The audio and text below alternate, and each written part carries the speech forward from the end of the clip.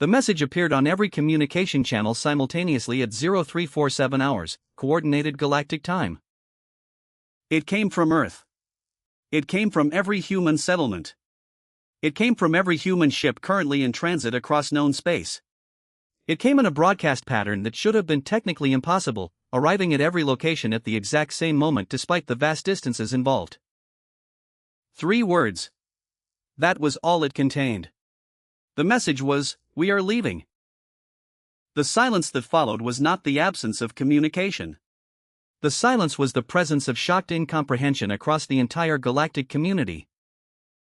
High Warden North, who had been communicating with humanity for the past 250 years and had believed he understood how human minds worked, stared at the message on his personal display and felt something he had rarely experienced in his 400-year lifetime: complete uncertainty about what was about to happen.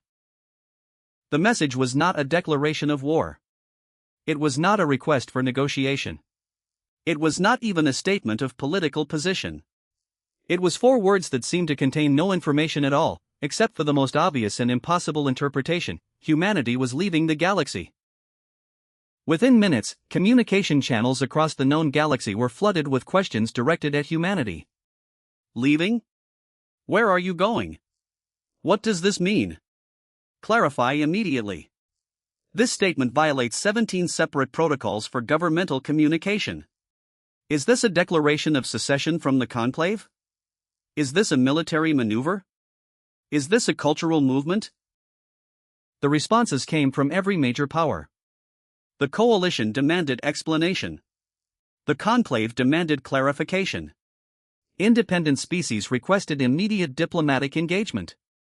Humanity offered no response to any of it. Instead, they repeated the message. Every hour, at precise intervals, the transmission repeated, "We are leaving." No elaboration. No context. No additional information.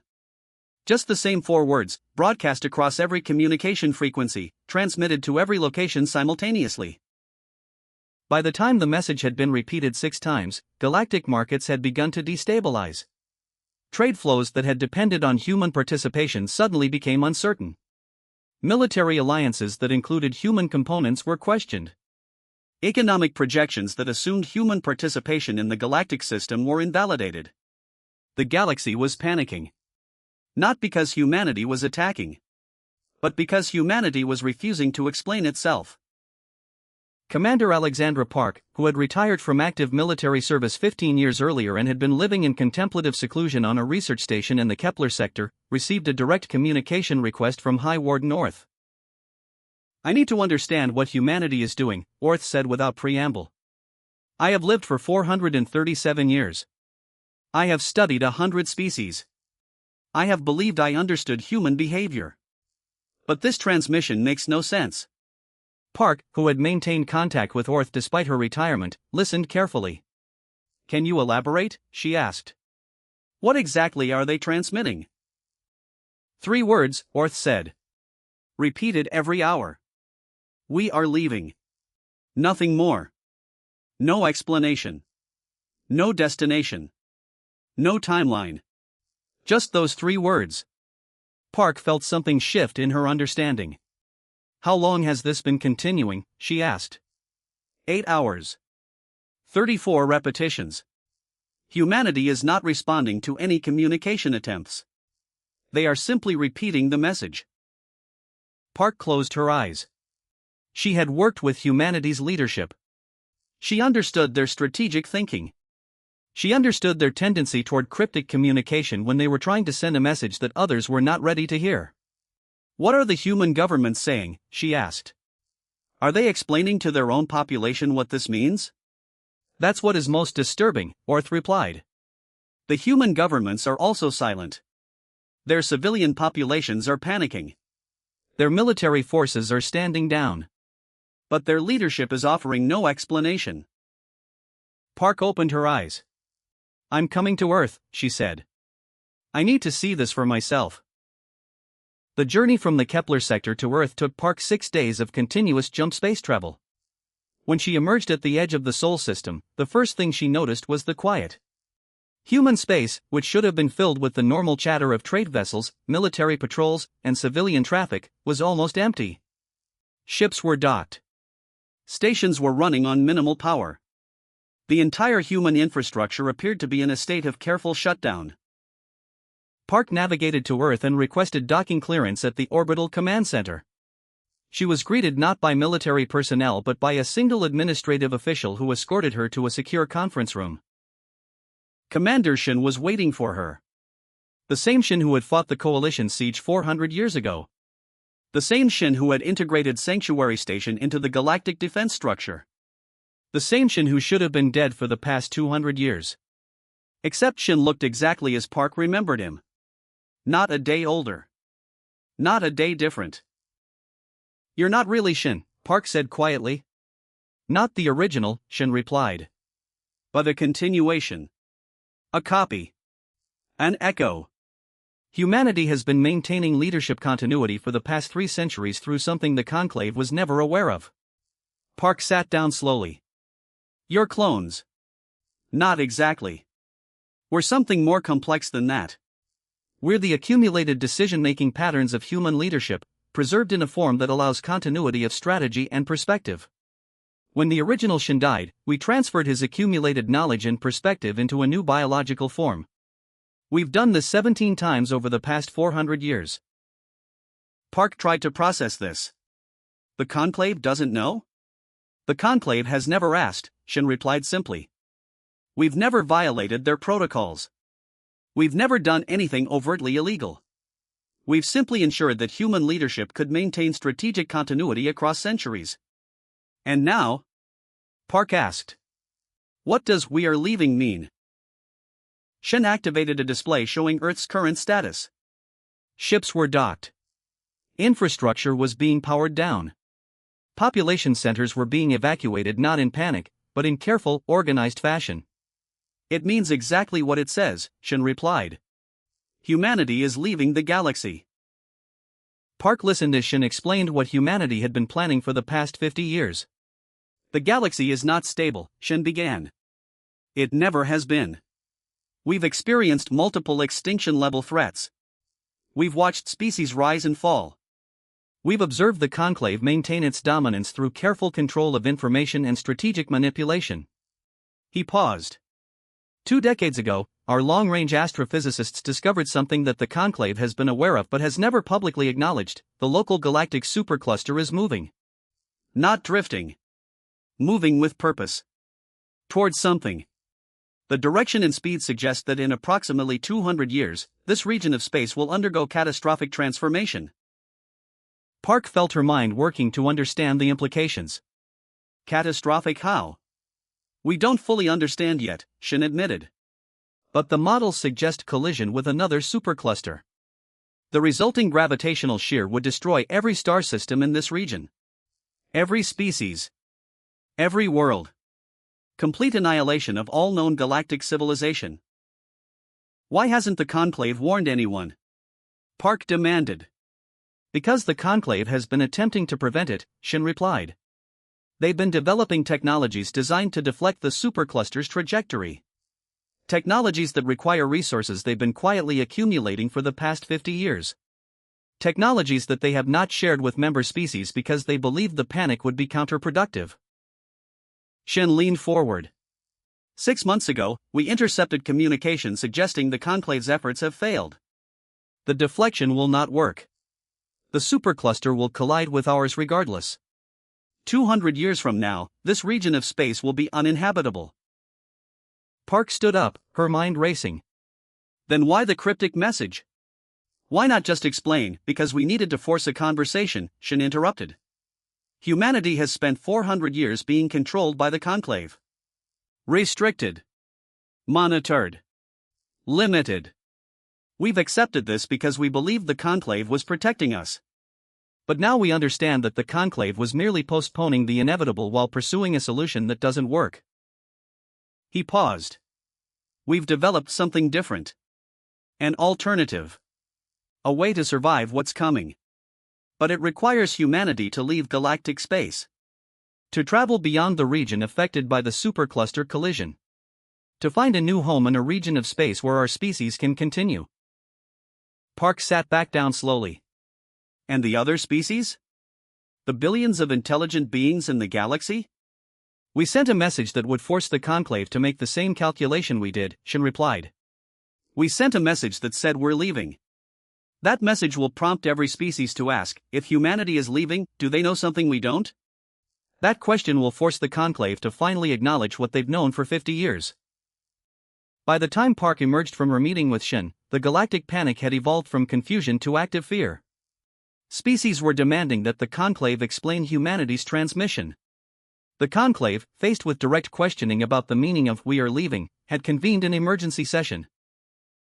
High Warden North stood before the assembled representatives of 47 species and made a decision that would reshape galactic history. He told them the truth. Humanity has become aware of information that we, the Conclave leadership, have known for 50 years, Orth began. Information we kept confidential to prevent panic and social disruption. That information concerns the trajectory of our local galactic supercluster. He detailed the discovery. He explained the calculations. He presented the model showing the inevitable collision and its catastrophic consequences. The response from the assembly was immediate and visceral. "Why did you not tell us?" demanded the Soriath representative. "How long have we been living under a death sentence you never mentioned?" asked the Valorian ambassador. "You were trying to solve this yourself without us," questioned the coalition commander.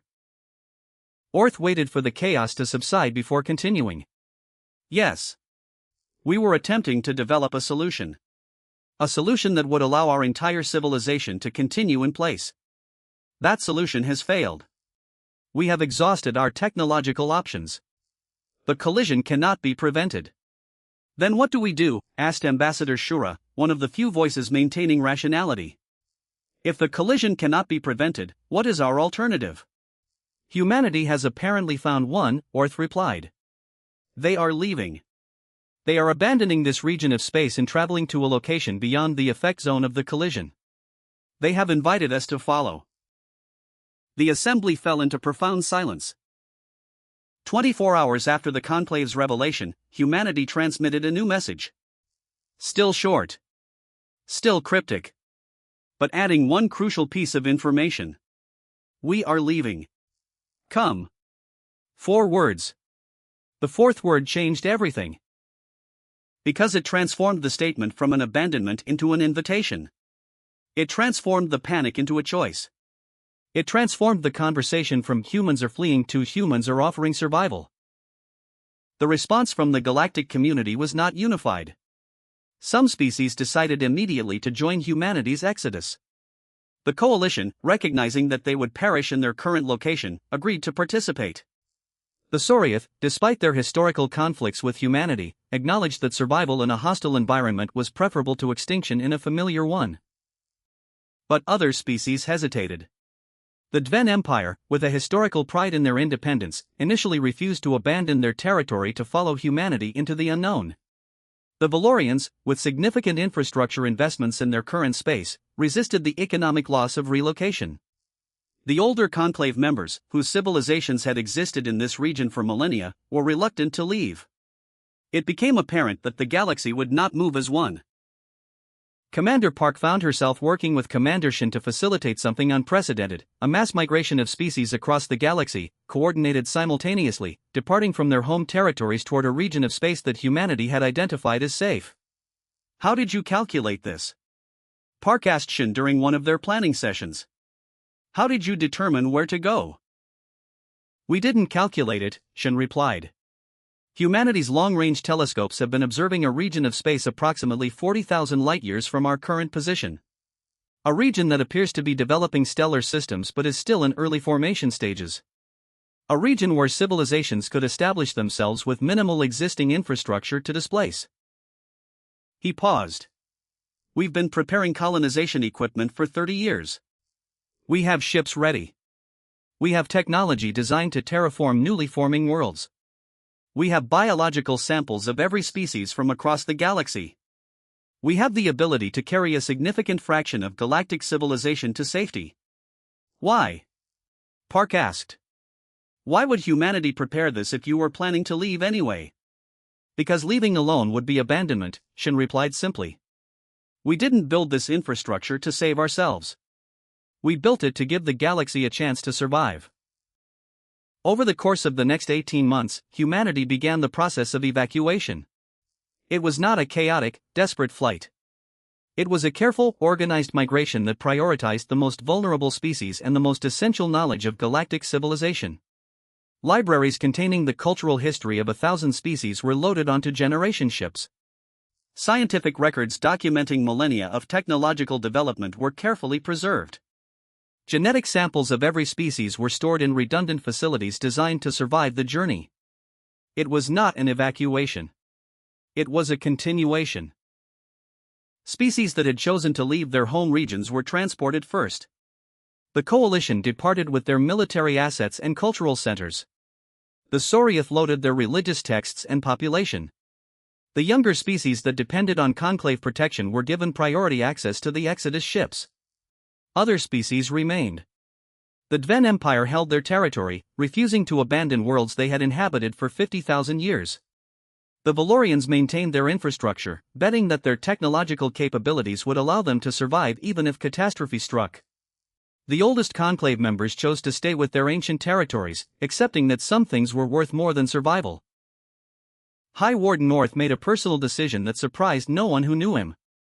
He would stay. "I have lived for 437 years, he said during his final address to the departing species. I have guided the Conclave through wars and transformations. I have attempted to maintain peace and order in a galaxy that did not always appreciate peace and order. I have made mistakes. I have concealed truths. But I have attempted, always, to do what I believed was necessary for galactic stability." He paused. "I am too old to build a new civilization. I am too invested in this region of space to abandon it. I will remain. I will monitor the collision. I will ensure that any species that changes their mind has a record of what occurred here. And I will wait for whatever comes next." His final words were transmitted across every communication channel. Humanity came to us with a choice between continuation and comfort. They chose continuation.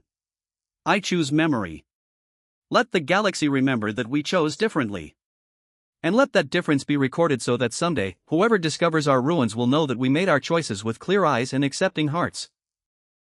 The first wave of Exodus ships departed from the galactic core on a trajectory that would take them through 40,000 light-years of empty space over the course of 300 years. It was a journey that would require technology specifically designed to maintain civilization during centuries of isolation. It was a journey that would push the limits of human engineering and organizational capability. But it was also a journey that would ensure survival. Commander Park stood on an observation deck of the lead Exodus vessel and watched Earth orbit receding into the distance. The world that had been humanity's home for the entire recorded history of their species was becoming smaller. Smaller. Becoming a point of light. Becoming a memory. "We'll go back," Commander Shen said, joining her at the observation window. "After the collision. After we've established the new civilization. We'll return and rebuild." "Will we?"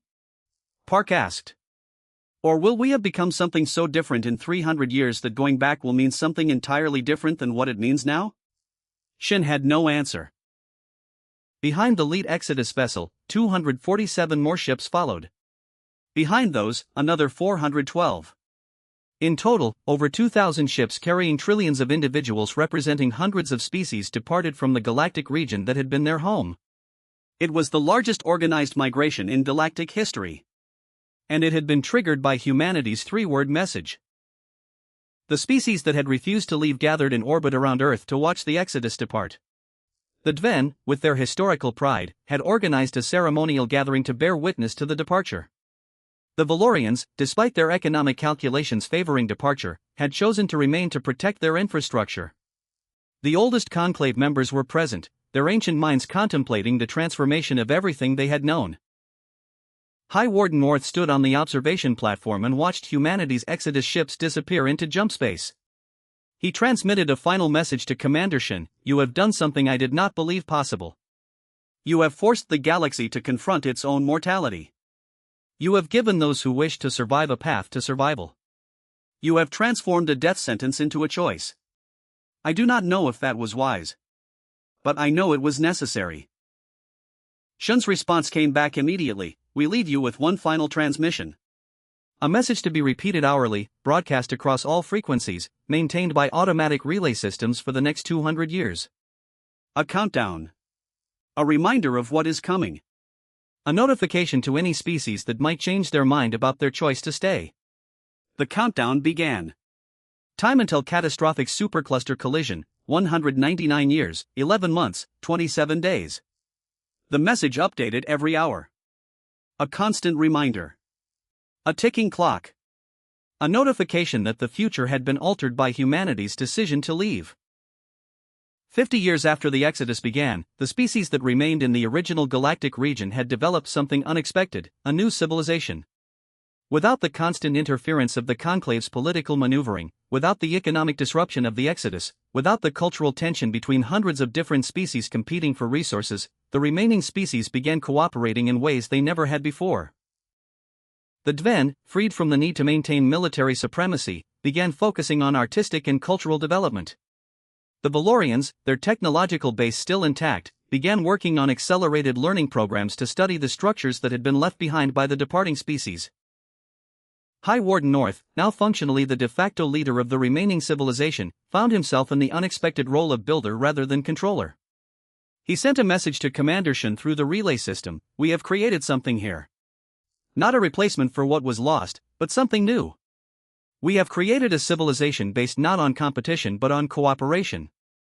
We have created a society where species do not hide truths from each other.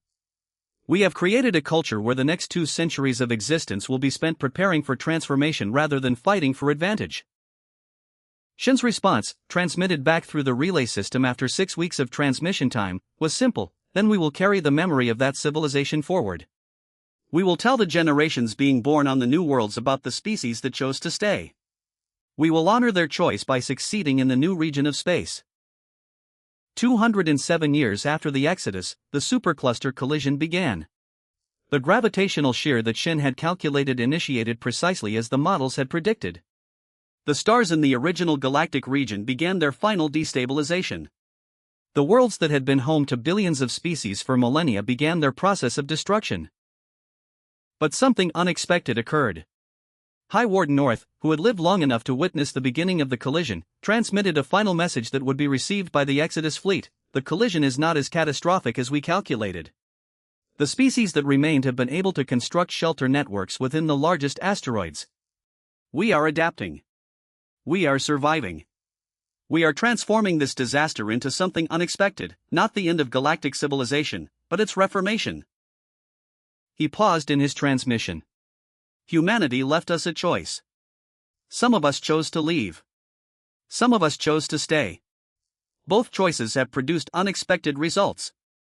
The species that departed will establish a new civilization in the distant region of space. The species that remained will adapt to this catastrophic transformation and create a new form of civilization within the chaos.